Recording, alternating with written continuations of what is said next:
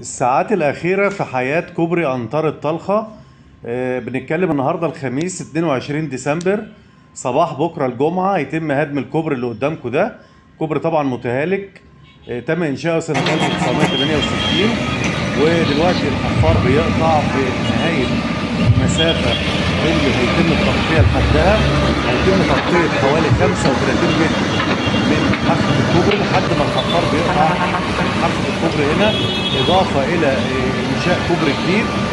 وهيبقى حوالي كل الإجمالي حوالي 60 متر، لكن هو بعد الكوبري 35 متر بالظبط في المكان اللي الحفار بيقطع فيه، عشان يبدأوا يفرغوا المية من المنطقة دي عشان يتم عملية إنشاء الكوبري الجديد لأنطار الطلخة، وتغطية حوالي 35 متر.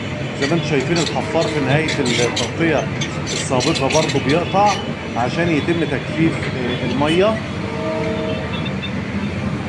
طبعا العمل ده اللي انا عرفته ان الحديد متجهز، والفترة هتكون بسيطة اللي هي هيتم فيها ان البلد تكون من غير كوبري.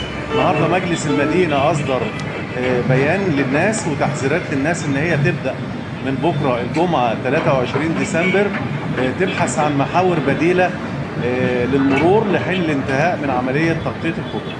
وربنا يوفق، وحاجة جميلة ان شاء الله.